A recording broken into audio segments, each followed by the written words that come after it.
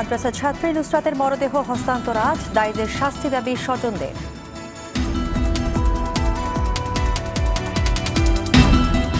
কক্সবাজারের Saint Martin উপকূলে trawler ডুবে নিখোঁজ 14 জেলে, উদ্ধারে অভিযান কোস্টগার্ডের। কাল থেকে আর হাতির ঝিলে থাকছে না বিজিএমইএ, উত্তরায় নতুন কার্যালয় পুরোদমে চালু হচ্ছে 15 এপ্রিল। এবং ভারতে লোকসভা নির্বাচন শুরু, জরিপে মোদির বিজেপি এগিয়ে থাকলেও সহজে ছাড় দেবে না রাহুলের কংগ্রেস।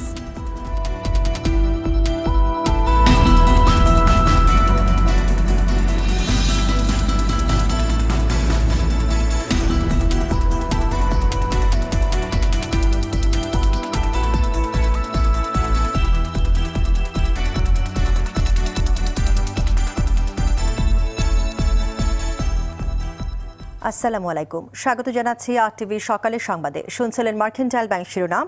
পুরো সংবাদে আপনাদের সঙ্গে আছি আমি নাবিলা হাসান। এবার বিস্তারিত। ফেনীর সোনাগাজীর মাদ্রাসা ছাত্রী নুসরাত জাহান রাফির মরদেহ ঢাকা মেডিকেল কলেজ হাসপাতাল থেকে আজ স্বজনদের কাছে হস্তান্তর করা হবে। গেল রাতে চিকিৎসাধীন অবস্থায় মারা যান তিনি। ঢাকা মেডিকেলের বার্ন অ্যান্ড প্লাস্টিক সার্জারি ইউনিটের সমন্বয়ক ডাক্তার সামন্ত লাল সেন জানান, নুসরাতের শরীরে 85% মেজর বার্ন ছিল, তার মধ্যে 60% গভীর পোড়া ও শ্বাসতন্ত্র পুড়ে যাওয়ার অবস্থার অবনতি হতে থাকে। গেল রাত 9:30টায় তাকে মৃত ঘোষণা করা হয়।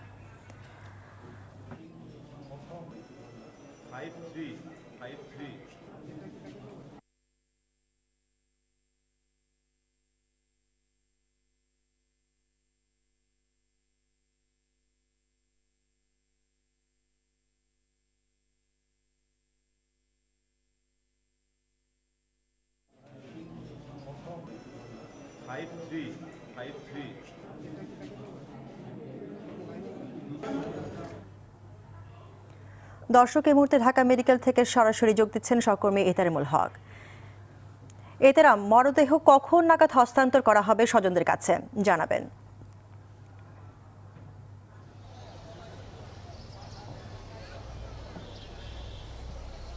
জি নাবিলা, আপনি যেমনটি জানেন যে ফেনীর মাদ্রাসা ছাত্রী নুসরাত জাহান রাফি গতকাল রাতে এখানে চিকিৎসাধীন অবস্থায় মারা গেছেন।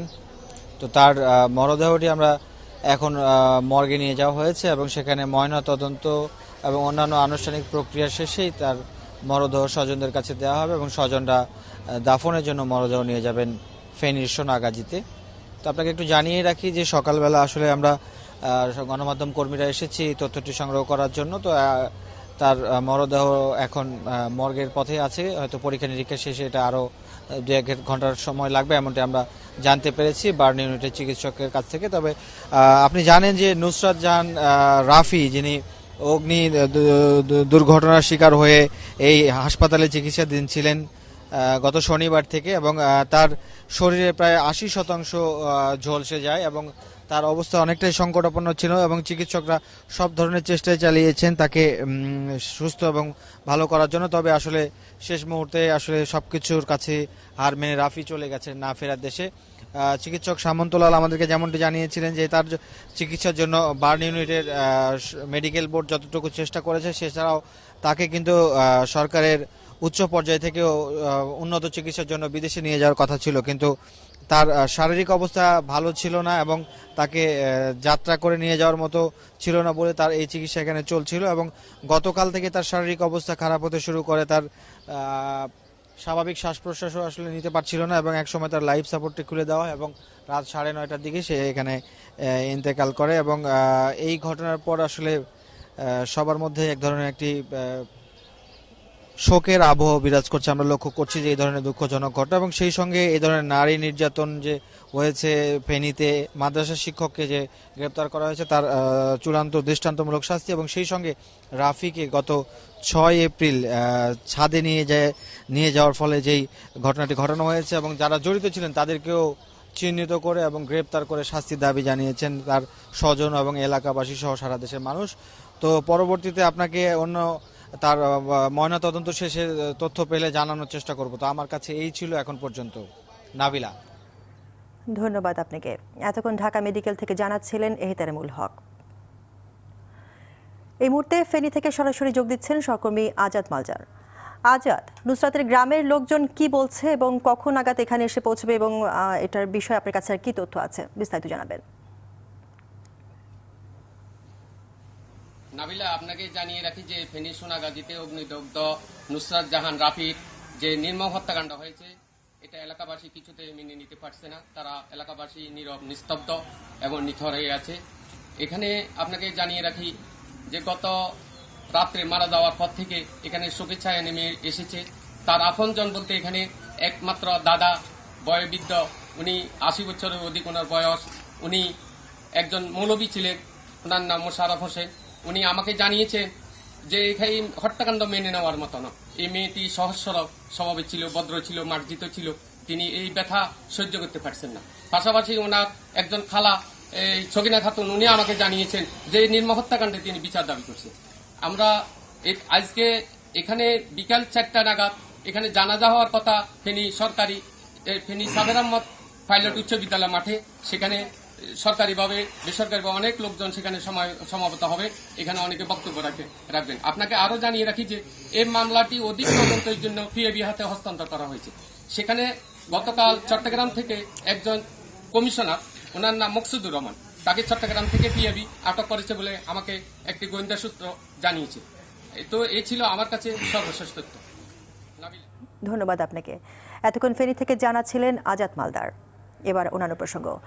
বিজিএমএ ভবন থেকে আসবাবপত্র সরানো হবে আজ। আপিল বিভাগের নির্দেশনা অনুযায়ী আগামীকালের মধ্যেই ভবন থেকে সবকিছু সরিয়ে ফেলতে হবে বিজিএমএ কর্তৃপক্ষকে। সংগঠনের সভাপতি সিদ্দিকুর রহমান বলেছেন, আজকের মধ্যে তাদের যাবতীয় মালামাল সরিয়ে উত্তরা বিজিএমএ নতুন কার্যালয় নিয়ে যাওয়া হবে।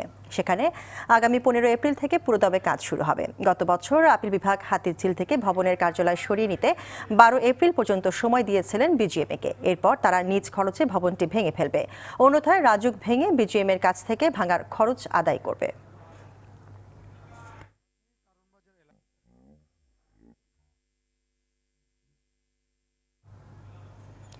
পারস্পরিক স্বার্থে বাংলাদেশের বিভিন্ন খাতে বিনিয়োগে আগ্রহ প্রকাশ করেছে বিশ্বের অন্যতম বৃহত্তম বিকল্প বিনিয়োগ ব্যবস্থাপনা সংস্থা ইনভেস্টকর্প।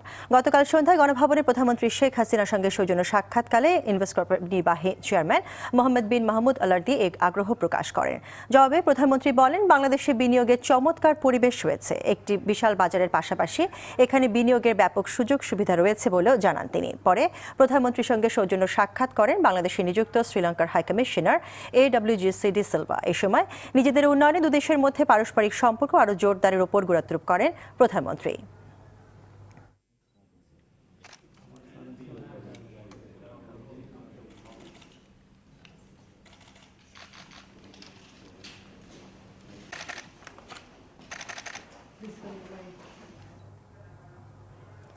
আজ সেন্ট মার্টিনের পাশে বঙ্গোপসাগরে ঝড়ের কবলে পড়ে ডুবে গেছে 3টি ট্রলার। এ সময় নিখোঁজ হয়েছে আরও একটি ট্রলার। এই ঘটনায় নিখোঁজ আছে 14 জেলে। বুধবার ভোরে কালবৈশাখী ঝড়ের কবলে পড়ে মাছ ধরা ট্রলারগুলো। এই সময় মোট 32 জন জেলে থাকলেও 18 জনকে জীবিত উদ্ধার করা হয়। স্থানীয়রা জানায়, নিখোঁজ 14 জেলের মধ্যে 6 জন ডুবে যাওয়া ট্রলারে আরও বাকি 8 জেলে নিখোঁজ ট্রলারই ছিল।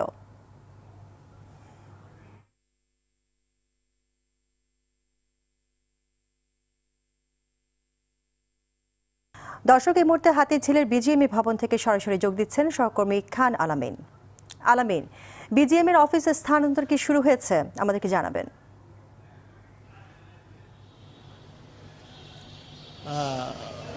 সর্বোচ্চ আদালতের নির্দেশনা অনুযায়ী আগামীকাল 12 এপ্রিল রাত 12টার মধ্যে বিজিএমএ কার্যালয় থেকে সব ধরনের যে অফিস রয়েছে সে অফিসের সব মালামাল সরিয়ে নিতে হবে, এই ধরনের নির্দেশনা আপিল বিভাগের রয়েছে। তো সেই বিষয়টি আসলে এখন পর্যন্ত আমরা বাস্তবে পরিলক্ষিত হচ্ছে না এখানে, যে আসলে চলে যাওয়ার জন্য যে তৎপরতা সেটা এখন পরিলক্ষিত হচ্ছে না। তবে আমরা যতটুকু জানতে পেরেছি, যেহেতু আগামীকাল রাত 12টা পর্যন্ত বিজিএমএ কর্তৃপক্ষের হাতে সময় রয়েছে, সেহেতু তারা আজকে অফিসের পর থেকে তারা তাদের যে মালামালগুলো রয়েছে সেই মালামালগুলো সরিয়ে নেওয়ার কাজ শুরু করবেন। আমরা জানি যে এই ভবনটি কিন্তু মূলত 16 তলার একটি ভবন এবং এর মাঝে 4 তলা বিজিএমএ নিজস্ব কার্যালয়, বাকি ফ্লোরগুলো হচ্ছে যে বিভিন্ন প্রতিষ্ঠানের কাছে, ব্যাংকের কাছে বিক্রি করা হয়েছে। তো আমি 3 তলায় গিয়েছিলাম, 3 তলায় যেখানে এক্সিম ব্যাংকের একটি শাখা রয়েছে এবং 4 তলায় বিজিএমএ বিজিএমইর শাখা এই দুটি ফ্লোর আমি ঘুরে ঘুরে দেখেছি এবং তাদের সাথে কথা বলে যতটুকু জানতে পেরেছি আজকে অফিস করার পরই মূলত তারা তাদের যেই প্রয়োজনীয় মালামালগুলো রয়েছে সেই মালামালগুলো সরিয়ে নেওয়ার কাজ শুরু করবেন। এবং এক্সিবিটকে যেটি দেখেছিলাম যে একটা বোর্ড মিটিং তারা করছেন, সম্ভবত এই নিজেদের মালামালগুলো সরিয়ে নেওয়ার বিষয়েই তারা হয়তো সেখানে সিদ্ধান্ত নিচ্ছেন। তো সকাল থেকে এখানে এসে যেটি দেখেছি যে সবগুলো অফিসের কর্মচারীরা কিন্তু প্রতিদিনকার মতো অফিস করতে আসছেন এবং অনেকের সাথে কথা বলেছি, তারা বলেছেন যে তাদেরকে সরার বিষয়ে কোনো ধরনের নির্দেশনা এখন পর্যন্ত অফিসের যেই কর্তৃপক্ষ রয়েছে তাদের পক্ষ থেকে দেওয়া হয়নি। তো তারা স্বাভাবিকভাবেই প্রতিদিনকার মতো এখন অফিস করতে আসছেন। তো বিকেলের পর আমরা হয়তো বলতে পারবো যে আসলে এখান থেকে মালামাল সরিয়ে নেওয়ার জন্য যে ধরনের তৎপরতা প্রয়োজন সেগুলো কতটুকু পরিলক্ষিত হয়। ধন্যবাদ আপনাকে। এতক্ষণ হাতিরঝিলের বিজিএমই ভবন থেকে জানাচ্ছিলেন খাল আলামিন। সকালে সংবাদ শেষ করার আগে মার্কেন্টাইল ব্যাংক শিরোনামগুলো আরও একবার।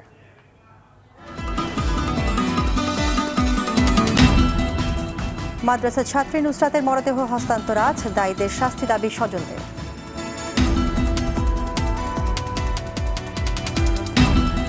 কক্সবাজারের সেন্ট মার্টিন উপকূলের ট্রলার ডুবে নিখোঁজ 14 জেলে, উদ্ধারে অভিযান কোস্টগার্ডের।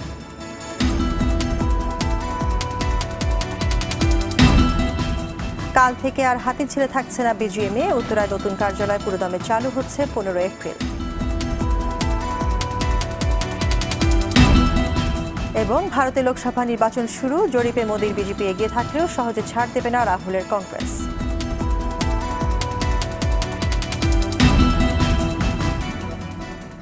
সকালের সংবাদ এ পর্যন্তই। আরটিভির সর্বশেষ সংবাদ জানতে যে কোনো মোবাইল থেকে 24141 নম্বরে ডায়াল করুন। আর মোবাইল ফোনের সংবাদ দেখতে অ্যাপ স্টোর, গুগল প্লে বা উইন্ডোজ স্টোর থেকে ডাউনলোড করুন আরটিভি অ্যাপস। এছাড়াও তাৎক্ষণিক ও বিনোদন সংবাদ জানতে বিশ্বের যে কোনো প্রান্ত থেকে ভিজিট করুন facebook.com/rtvonline এবং youtube.com/rtvdigitals। ধন্যবাদ সবাইকে।